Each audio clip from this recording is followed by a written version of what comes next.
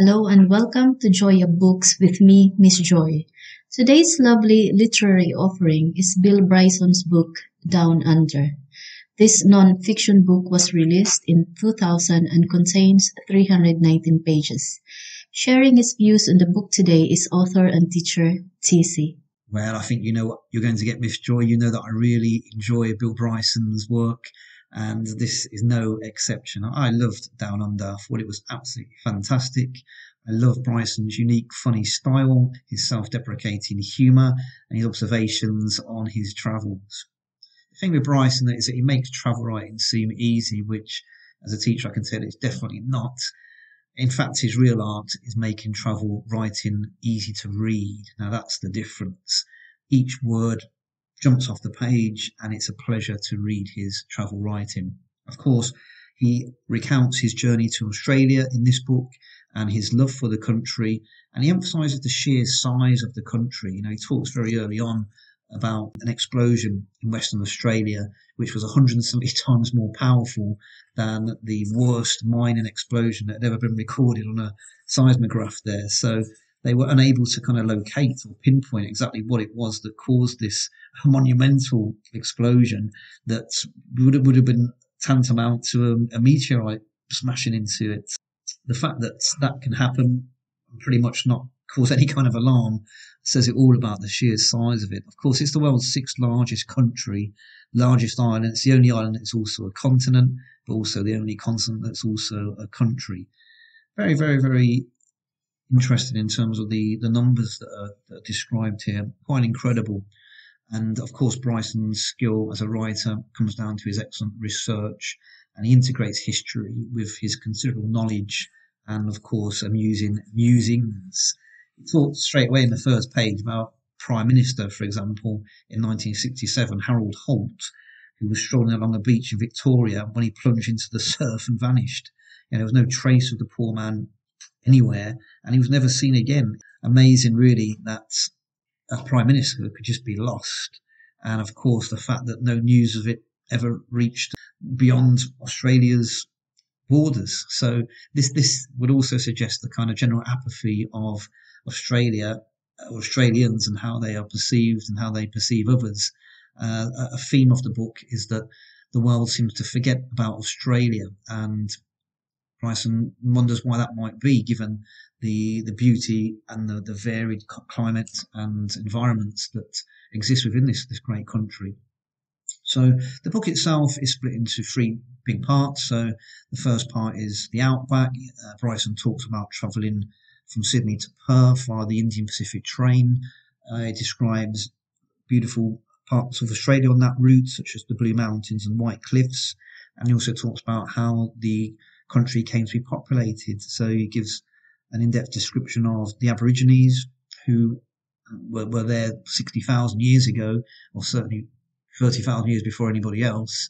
And he marvels at how they managed to find their way there, given their lack of nautical skill. He also talks about the role of the British and the fact that they sent many, many convicts to Australia in the 19th century as a punishment, many of these for very, very low-level crimes, and how those convicts arrived in Australia to be, to see and find this beautiful land of perennial sunshine, and it maybe didn't see much of a punishment to them. It talks also about wartime. So obviously, as Australia as a country lost a huge amount of people in war, when there were Italians there and Japanese there. It talks about how these also populated parts of Australia. The second section that talks about a more civilised Australia refers to areas such as Melbourne, Adelaide, Canberra and the Gold Coast, and essentially describes how the country became prosperous. And of course, such a vast land, Bryson continually described different resources and minerals and valuable metals that were found. And of course, in such a huge country, that's always going to be the case. He also draws attention to the irony of the luck involved in finding some of these aspects of riches. So there's a feeling that this is the kind of the promised land, really. And of course, there was a gold rush on that Gold Coast in the 20th century. The final section talks about around the edges, so he's referring to aspects such as the Great Barrier Reef, Cairns, Darwin, and Alice Springs. Of course, he takes the visit to Ayers Rock, or Uluru, as it's known, and walks us through all those different towns and the different characters and people that he comes across. And again, this is the beauty of Bryson's writing. You kind of feel like you're privy to those conversations, and the art of it as well is that sometimes you can empathize. Maybe you've had those conversations with those people in Australia or even different countries on your travels. So there is that great connection between Bryson and the reader at all times in this. I mean, I honestly couldn't bring myself to skip any pages of this book. It's quite a lengthy book, great value for money, really, if you're thinking about less than £10, less than $10, and you're getting almost 500 pages. That's an absolute bargain as a Bryson fan, as an intrepid reader. I always feel, though, with Bryson books that government should add them to the curriculum as required reading in schools.